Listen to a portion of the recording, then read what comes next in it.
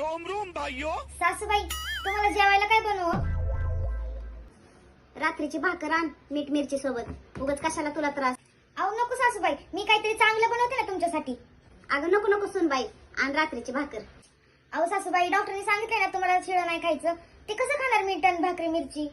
उगाच तुला त्रास ग. आण खाते. रुको बरं जरा, आणते थांबा. सबर करो. बोला धक्का बुक्की नहीं करने का. सासूबाई धरा. जा तू जेव जा जा जा.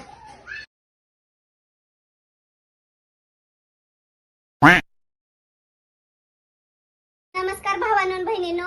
हे बघा माझ्या सुनेनं मला रात्रीची भाकर मीठ आणि मिरची सोबत खायला दिली. आजकालच्या म्हाताऱ्यांचं काय खरं नाही बघा. आणि ती चांगलं चांगलं घरात बनवून खाते. तुम्ही जास्तीत जास्त शेअर करा, लाईक करा, कमेंट करा. कमेंट करून सांगा तुमच्या पण घरात अशी सून आहे का. हे बघा हे बघा आता मी रात्रीची शिळी भाकर मिठासोबत खाते. फॉलो पण करून जावा तेवढं.